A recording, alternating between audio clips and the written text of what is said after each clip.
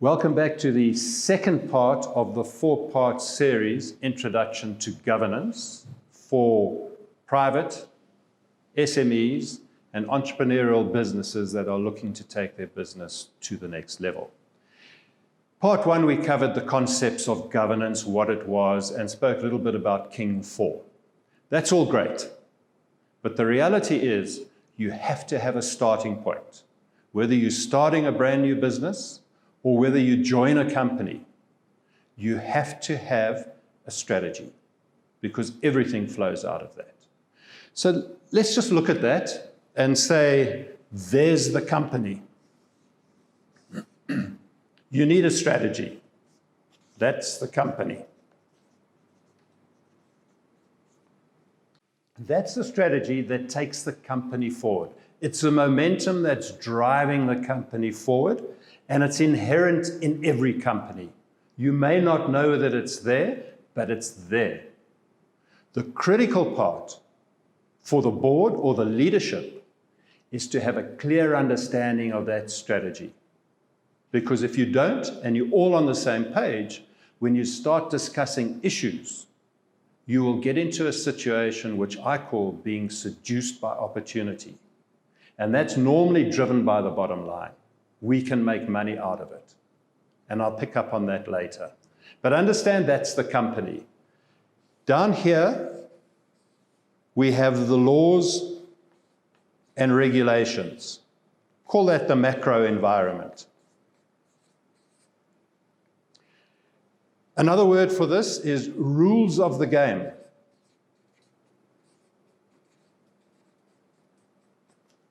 Over this area, you have no control.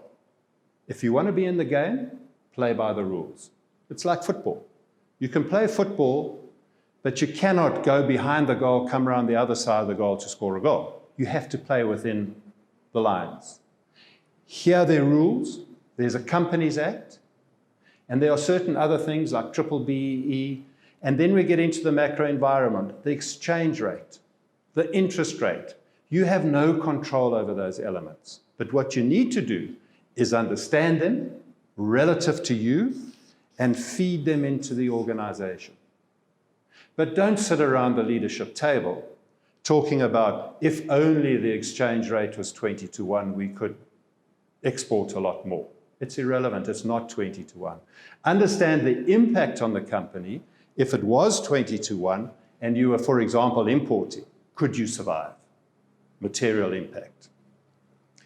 Secondly, we look at what we call the market environment.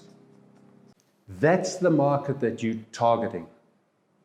You need to understand it. Your customers, your suppliers are sitting in there. You need to segment them, you need to fragment them, and you need to understand them as best you can. It's impossible to know it 100%. For example, a procurement, the head of procurement in one of your customers could change, will change the whole story. And you'll have to start from scratch again, getting to understand that person, the requirements, what their needs are. Understand it as best you can. Okay, we said over here, you had no control. Over here, you have an influence. You can influence a customer to buy your product. You can influence a supplier to supplier at a cheaper price, but you can't force them. And out of this arena, you must understand the opportunities and the threats. Bearing in mind, we all talk about a SWOT analysis, strengths, weaknesses, opportunities, threats. Remember, opportunities and threats come from outside the company. Strengths and weaknesses come from inside the organization. So you understand that, and you feed it into your company. This loop is critical. Now you go and you've got processes that you put in place, which will come out of your governance and everything else we'll talk about. You have your strengths and your weaknesses, and over this area, you have total control. Once you've understood your opportunities, threats, strengths, and weaknesses, you then implement what we'll call your actions to take you from your strategy to where you are to take advantage of these strengths, weaknesses, and opportunities and threats. You implement them into the marketplace, and you continuously get feedback to tell you how it's going. You got 100% control there. It's all about implementation. The better you implement, the more feedback you'll get whether it's working or not. If it's not working, you change it. But I'll come back to that concept in a minute. One of the most important things once you've got your strategy settled down is to be able to roll out, as the leadership, what are the risks you face in the business. What's important for leadership at the very top of a company are the material risks, the risks that will have a material impact on your business, and how are you going to cope with them. How do we do this? How do we measure it? It's almost impossible to monetize every risk. For example, reputational risk. How do you put a money value on it? You can't. So we need to get a common language running through the organization. And the most common language generally, you can choose your common language, doesn't matter, but we like to talk about impact,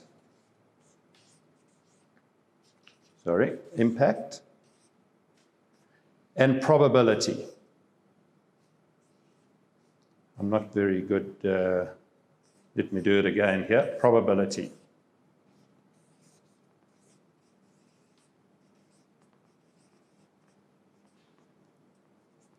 So let's take an example. We're running a chemical factory, okay? And we want to measure this on 0 to 5, on both axes, 0 to 5. Easy for a company to do, easy to understand. So we run a chemical factory which is highly explosive. We have no occupational health and safety in place, and we have no insurance.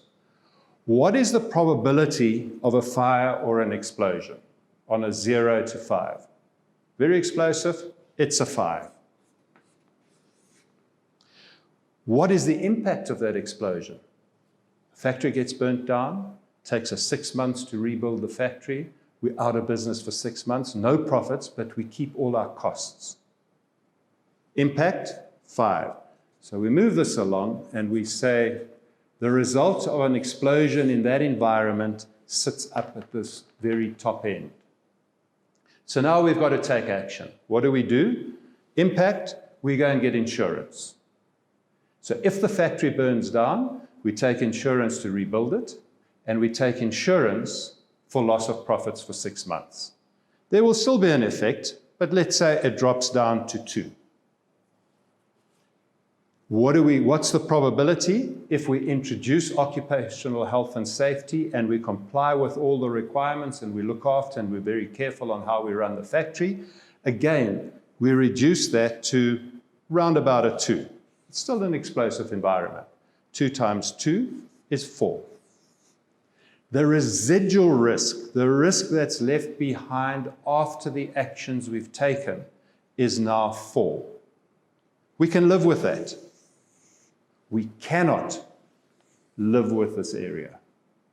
So we have to define at what level can't we live, and it might be 4 times 3 is a 12. Anything above a 12 rating, we need to be focused on and we need to be addressing. But the whole company lives with this impact and probability. So there's commonality of language through the organization, simple methodology of rating it. And that's what the leadership should be worried about. If I'm losing a case of coca a week out of a 32-ton truck that arrives every day, that's not a leadership problem at the top end, the board problem. It's the warehouse problem. It will be big in the warehouse manager's life, receiving, but not from a board perspective or the directors. The directors are worried about what can almost put the company under or give it a major impact. Now I'm going to take you back to strategy. Michael Robert wrote what I think is a fantastic, simplistic book called Strategy Pure and Simple. And what he said in that book was, look at your strategy as the what. What do you want to be? Okay. This is not a business school explanation. There are hundreds of different methodologies. But if you keep this simple concept in your mind, whoever you're working with, whatever methodology you use, simplistically you're saying, what do we want to be in the future? We want to be the preferred supplier of XYZ to W in the Republic of South Africa. You define your product, you define your target market, you define your geographic region. It's simplistic. The whole company can understand it. Right from your lowest level worker through to the CEO, they must understand what you're trying to be, what you're trying to achieve. You will never get there. If you get there, there's a problem. But you need to understand that. Once you've defined what you want to be, you then will derive certain core competencies. What are core competencies? They are those things you have to be better at than your opposition to differentiate yourself. Let me try and give you an example. If I'm in a trading business in the building industry, procurement is critical because I don't make anything. I ask the market, what do you want? I then go and find it. I buy it in bulk and I distribute in small quantities. If my head of procurement leaves, I cannot go to Pick and Pay and take the head of procurement because the fundamentals of the industry, the purchasing, how you do it, what you do it, the discount structures are totally different. So procurement in my business, building materials, is a core competence. I will have a lot of other things that I need to do well, but I call those business imperatives. I need to run a financial system so that I know what I'm doing. I need to run an efficient warehouse. But if my warehouse manager gets knocked over, I can go to Pick and Pay and get a warehouse manager, and they'll probably teach us something. Differentiate between those. You generally have 2, 3, maximum 4 core competencies. That's where you spend your money. In tough times, if you need to cut back, if you need to retrench, you never retrench in your core competency areas because that's what's differentiating you from your customers. But if you don't know what your strategy is, that driving force, that strategic intent, that what, you don't understand your core competencies. If I make a Mercedes-Benz, my core competencies are very different to someone who buys and sells. Because I don't say to you, what do you want, a BMW or a Merc? I'm selling a Merc. Very different core competencies. Secondly, we spoke about once you've analyzed the market, you need to have that old terminology called action plans. Today, we call them strategies. Don't worry what you call them. I need a strategy to get my product into the Edgar's group, for example. Those are not strategies, that's how. So you've decided what you want to be. Now you've got to decide on these plans how you're going to get from where you are to where you want to be, what you want to be. If people talk about action plans, if they talk about strategies, it's the implementation of those how things, how are we going to get from A to B, those action plans which are critical. When we do the full course, we go into a lot more detail on this sort of information, but it is imperative that you understand the what, and you cannot change that. If you do, for example, if you're in an industry which has changed fundamentally and you have to change your strategy, everything in your company changes. The culture, how you do it, why you do it, what you do. The how, you can change daily. If you're implementing well and getting feedback, if it's not working, you change it. 1 week later, change it. And that's the success story of an organization. Great implementation. A bad strategy, well implemented, is far better than a great strategy not implemented because you don't know where you are. over and above that, there are a number of other elements that we need to consider. I'm not going to go into those now. We do it and we expand on it. We expand on identifying your strategy, the what during the process. But I just want to emphasize, if you don't know what your strategy is, the what, and you don't know what your core competencies are, how do you allocate limited resources? And limited resources is not only financial, it's people. It can be a whole lot of things. But when you're sitting around that table discussing where to invest, you have to understand, you all got to be on the same page. Otherwise, you'll start talking past each other. Absolutely critical. Everything flows out of that. And then finally, just to sum up, those action plans or the how to get from where I am to where I want to be, those are your short-term strategies. Those you can change daily. But implementation and monitoring of those plans is absolutely critical.